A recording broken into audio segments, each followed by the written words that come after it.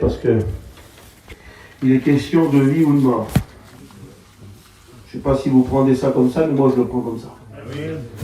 Parce que quelqu'un peut attraper le Covid, il y en a que ça se passe bien, puis il y en a que malheureusement on les a vus partir. Donc c'est une question de vie ou de mort. C'est vrai ou pas? Donc on n'est pas trop sévère. On est plus trop, on est plutôt prudent.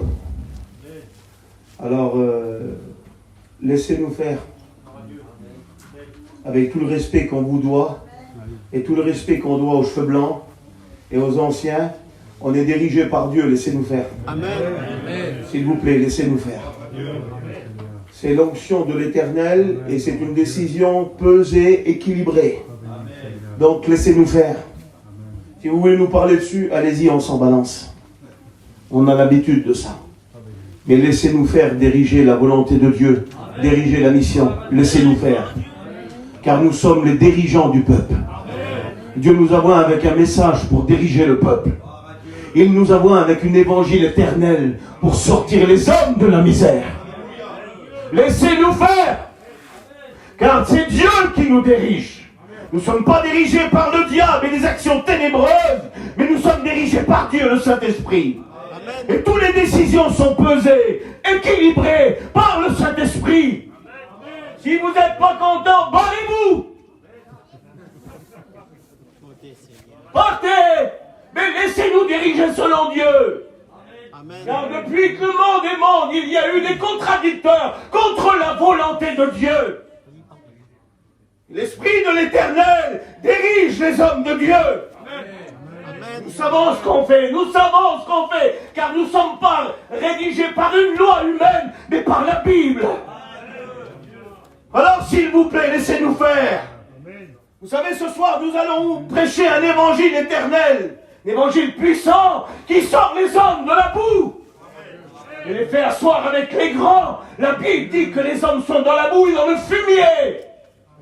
Ils mangent la poussière de la terre. Et quand les hommes sont oints par Dieu, les serviteurs de Dieu, ils prêchent un évangile éternel. Et ils les sortent de la boue. Et il les fait asseoir avec les rois. Et dans ta boue du péché. Mais ce soir, la parole vivante existe. Enlève l'écho. Parole puissante. Qui détruit tous les pièges du diable. J'aurais pas dû faire cette réunion. Car le diable était à mes trousses. Mais l'Esprit de Dieu le met en fuite. Quand l'ennemi viendra comme un fleuve, dit la Bible. Quoi de plus puissant qu'un fleuve? Vous arrêterez le feu, mais jamais un fleuve. La Bible dit que le diable parfois vient comme un fleuve pour détruire, anéantir les vies. Mais il y a un esprit plus puissant que le fleuve. Il s'appelle l'Esprit de l'Éternel. Et la Bible dit que quand Satan vient comme un fleuve pour détruire les vies, la Bible dit que l'Esprit de Dieu le met en fuite. Amen. Qui a été emporté par le fleuve? Il y a des hommes ici qui sont assis, emportés par le fleuve de Satan. Fleuve de l'adversité, de la destruction, fleuve du péché, du débauche, des fleuves des emprisonnements intérieurs. Nous prêchons un évangile puissant, un évangile qui donne la vie, un évangile qui donne la vie. Tu es assis sur ta chaise, tu fumes ta grande cigarette ou ton pétard ou ce que tu veux ou ton litre d'alcool. Et nous prêchons un évangile qui donne la vie, qui libère les hommes d'une cigarette, qui est capable d'ouvrir un carreau et jeter la cigarette. C'est l'évangile puissant. Le diable tient les hommes. Il les tient dans sa prison. Tu es emprisonné. Tu es gentil comme un Dieu, mais tu es emprisonné. Tout le monde rit avec toi. Tu es un homme très bon. Mais Satan te tient dans sa prison depuis 58 ans. Ou 54 ans. Ou 38 ans. Ou 27 ans. Ou 18 ans pour les plus jeunes. Tu tiens dans sa prison. C'est un méchant, il a le mort, Satan. Il a apporté la mort d'ailleurs.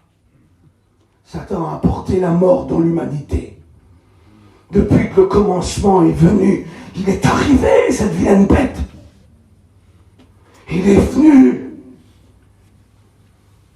La mort est sur toi. Écoute, les gens se préoccupent pour un pass sanitaire. Ils se préoccupent pour un vaccin. Alors ils font le vaccin pour pouvoir aller aux commissions, acheter du manger, pour revendre, pour faire leurs affaires.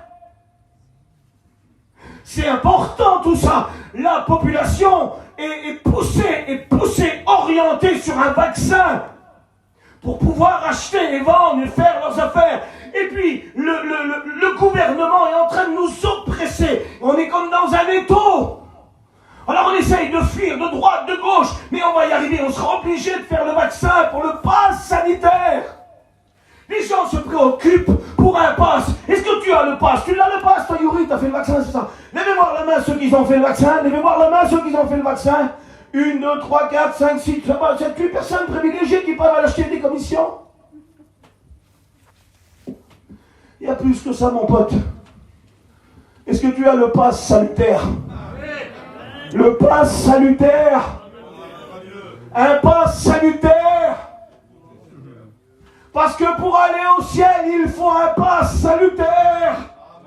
Tu te préoccupes pour le pass sanitaire, pour acheter dans un magasin bidon, mais préoccupe ta vie pour le pass salutaire, pour aller au ciel. Amen.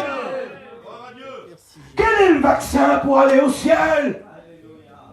C'est quoi, Pfizer?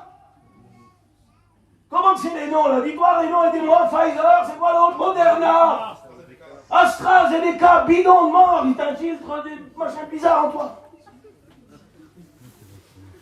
Il y a un vaccin. Celui-là, il a été fabriqué avec l'amour de Dieu. Un amour incomparable. Ce vaccin-là coule depuis 2000 ans. Tu sais où il est? Tu te lèves de ta chaise et tu viens là, regarde là. Regarde, tu viens là. Là, ici.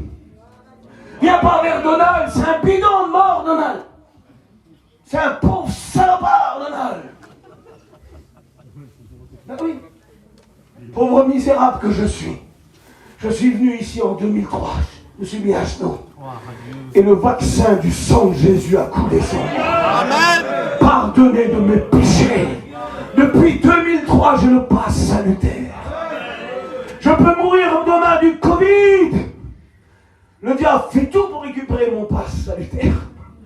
Mais Dieu m'aime. Le sang de Jésus coule sur ma vie tous les jours. Amen. Tous les jours. As-tu le passe salutaire?